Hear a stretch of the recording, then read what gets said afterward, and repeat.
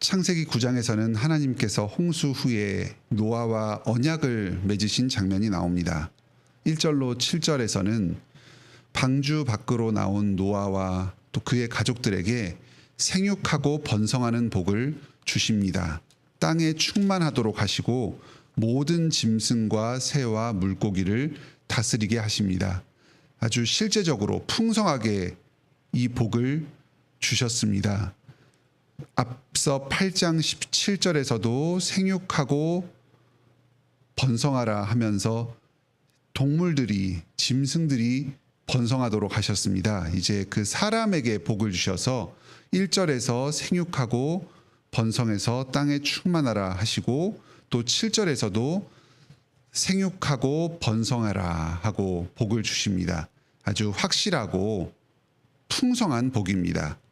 이 생육과 번성을 위해서 앞으로 하나님께서 인류에게 특별히 왕성하게 번성할 수 있도록, 그리고 건강하게 자랄 수 있도록 복을 주십니다. 그리고 두 가지를 더 특별하게 축복하십니다. 먼저 채소와 더불어서 고기를 먹을 것으로 주십니다. 이전에 창조 때에는 채소와 과실들을 특별히 먹을 것으로 사람들에게 허락하여 주셨습니다. 그런데 이제 노아의 홍수가 끝난 후에 고기까지 먹도록 하셔서 더욱 건강하고 풍요롭게 살도록 하십니다. 그 다음으로 다른 사람이 피를 흘리면 반드시 피를 갚도록 하십니다. 함부로 다른 사람의 생명을 빼앗지 못하도록 하십니다. 그리고 그 생명의 소중함을 분명하게 깨닫도록 하기 위해서 고기 또한 핏째로 먹지 못하게 하십니다. 이렇게 다른 사람의 생명을 존중해야 되는 이유는 하나님께서 자신의 형상대로 사람들을 지으셨기 때문입니다. 우리가 다른 사람의 생명을 존중해야 하는 이유가 사람 그 자체의 특별함에 있지 않습니다. 하나님을 존중하기 때문에 하나님의 형상을 닮은 사람들까지도 무조건적으로 존중합니다. 오늘날에도 국가 권력이 다른 사람의 생명을 빼앗은 사람들, 이 사람들에 대해서 하나님의 심판을 대신해서 형벌을 집행하는 것 외에는 어떤 경우에도 다른 사람을 죽음에 이르게 하는 것은 허용되지 않습니다. 오늘날에도 우리에게 이 풍성한 생육과 번성의 복을 주셔서 계속해서 이 세상 가운데 충만하면서 번영하며 살아가게 하신 이 주님의 은혜와 축복에 감사합시다. 또 우리 가정에서, 또 우리 교회와 또 인류 전체가 계속해서 생육하고 번성하는 복을 누리도록 주님께 간구합시다. 8절로 19절에서는 하나님께서 노아와 언약을 맺으십니다. 홍수가 끝났습니다. 무지개를 징표로 주시면서 이제 다시는 물로는 심판하지 않겠다고 약속하십니다. 이것은 단지 홍수의 피해, 물의 피해만을 없게 하시는 축복이 아닙니다. 이 자연과 세상 전체를 말씀으로 보존하시면서 지키시겠다고 약속하신 것입니다. 이 세상이 어떻게 보면 위태롭고 참 곧 망할 것 같은 생각이 들기도 하지만 결코 망하지 않습니다. 주님께서 말씀으로 온 세상을 안전하게 붙들어 주십니다. 환경 파괴로 여름이면 전 세계적으로 지진이나 홍수가 많이 일어나고 있습니다. 우리는 환경 보호에 힘쓰면서 주님께서 주신 세상을 안전하게 가꾸며 지켜야 합니다. 하지만 세상이 멸망할까 필요 이상으로 두려워할 필요는 없습니다. 하나님의 말씀으로 온 세상이 안전하게 붙들린 바 되었습니다. 쉽게 망하지 않습니다. 우리가 오늘날 누리는 이 평화와 번성의 근거, 이 세상 만물이 유지되고 보존되는 근거가 바로 이 창세기 9장의 이 약속의 말씀에 있습니다. 천지를 창조하신 하나님의 말씀이 온 세상 만물, 그리고 나의 삶 주변의 환경을 안전하게 붙들고 있습니다. 이 말씀을 의지합시다. 평안하게 또 담대하게 우리에게 맡겨진 일을 주님 의지하여서 해 나가시기 바랍니다. 이제 우리에게 장차 남은 심판은 그리스도께서 행하실 최후 심판밖에 없습니다. 물로 행하는 심판은 이제 사라졌지만 불과 성령으로 그리스도께서 행하실 최후의 심판이 남아 있습니다. 믿지 않는 자들, 경건한 자들을 향한 하나님의 오래 참으심은 결코 영원하지 않습니다. 곧 마음을 돌이키시고 심판을 시작하실 것입니다. 주님께서 다시 오실 그날이 올 때까지 담대하게 주님과 동행하면서 그 최후 심판의 날에 의로운 자로 예수 그리스도 안에서 영생을 누리는 자로 발견되는 여러분들이 되시길 바랍니다.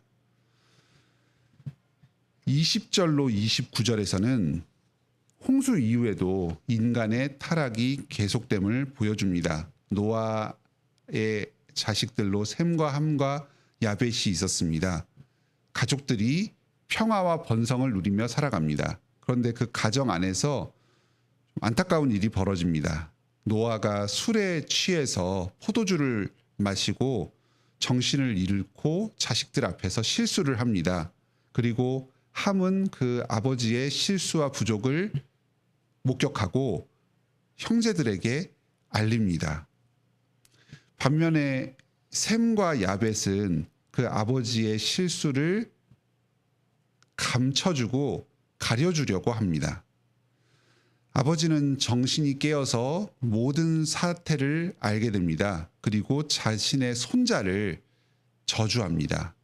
아마 자기에게 모욕을 준 그 함을, 둘째 아들을 크게 상처 주기 위해서 일부러 그 함 자신보다도 더 소중한 그 함의 아들을 저주하는 말을 한 것 같습니다.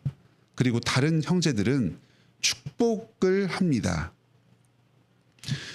이 사실을 보면서 우리는 의문을 갖기도 합니다. 왜 함이 잘못했는데 가나안을 저주하는가? 그리고 이 노아의 저주가 실제 당사자뿐만 아니라 그의 후손들에게까지 영향을 미치는가? 먼저 우리가 이 본문을 통해서 기억해야 할 것은 이것은 옳고 그름을 따지기에 앞서서 먼저 이 사건 전체로 인류의 죄와 타락의 모습을 보여준다는 것입니다. 근원적으로 따지자면 노아가 처음부터 술을 마시고 자식들 앞에서 부끄러운 모습을 보인 것부터가 잘못이었습니다. 노아는 그런 식으로 행동해서는 안 됐습니다. 또한 함의 모습도 참 잘못이었습니다.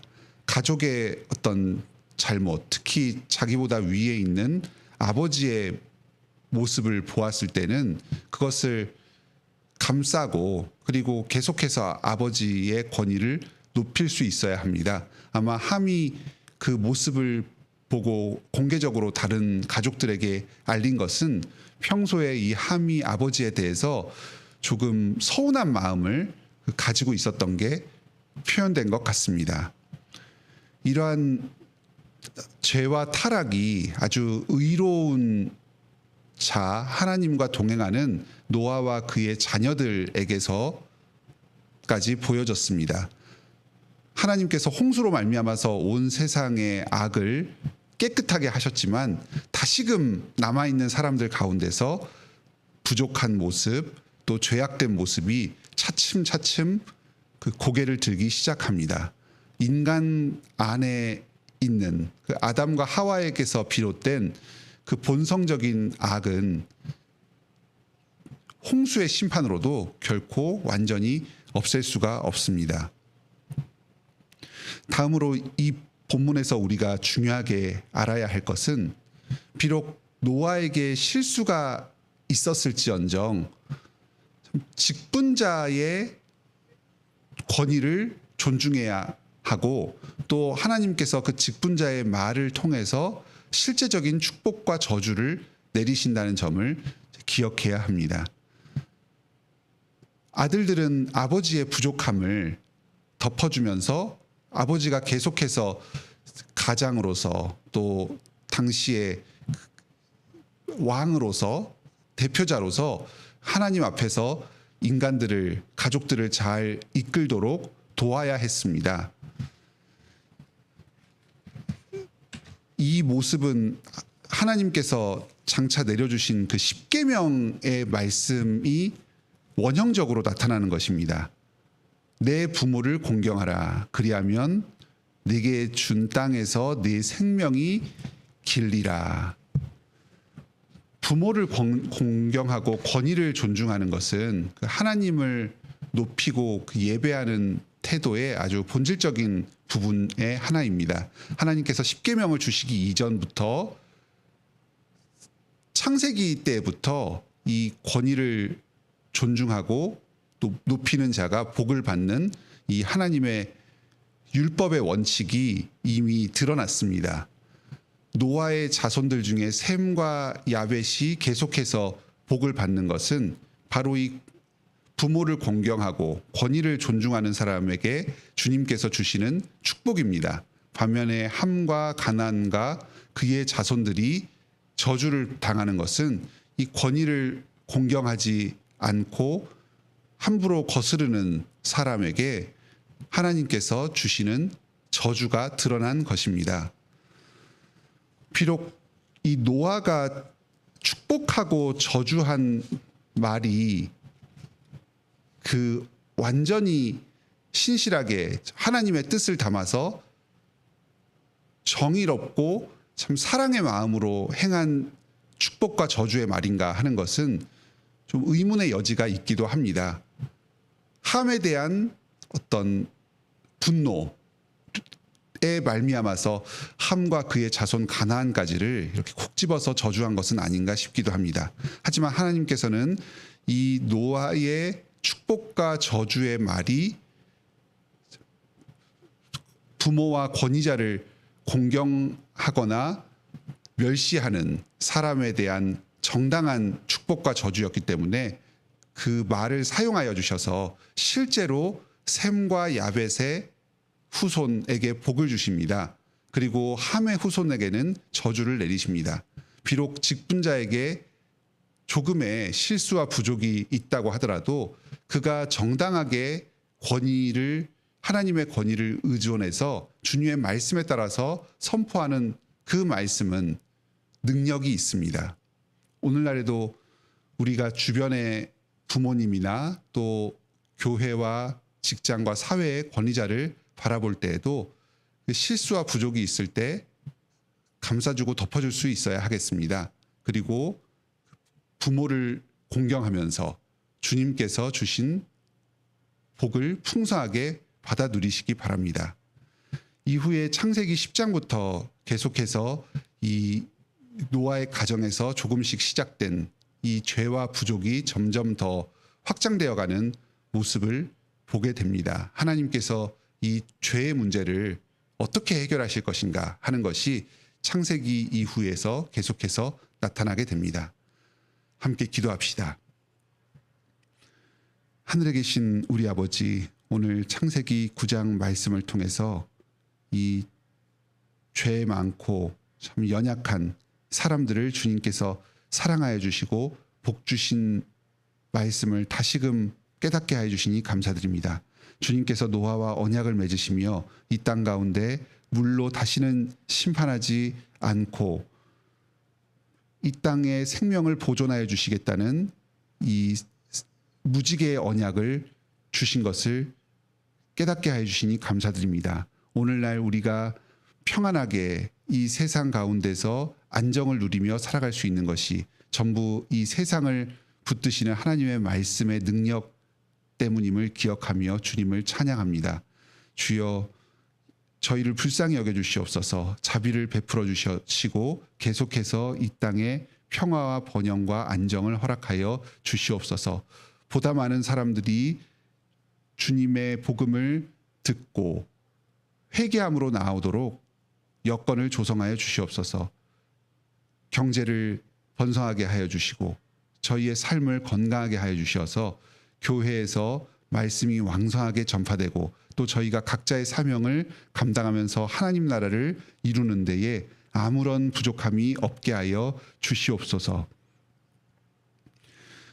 주님의 심판이 곧 다가오고 있음을 기억하게 하여 주시옵소서. 예수 그리스도께서 다시 오십니다.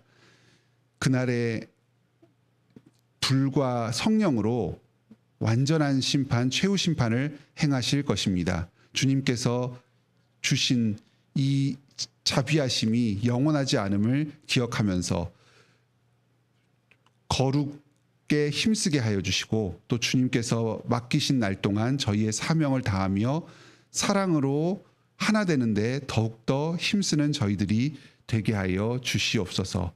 저희가 가정 안에서부터 주님의 말씀이 온전히 선포되게 하여 주시고 또한 직분자를 공경하면서 그 직분자로부터 오는 하나님의 복을 받아 누리게 하여 주시옵소서. 오늘도 이 주님의 축복과 사랑 안에서 예수 그리스도의 다시 오실 그날을 기다리며 우리에게 맡겨진 일을 충성스럽게 감당하는 하루가 되게 하여 주시옵소서. 예수님의 이름으로 기도드립니다. 아멘. 오늘도 은혜로운 기도 시간 되시길 바랍니다.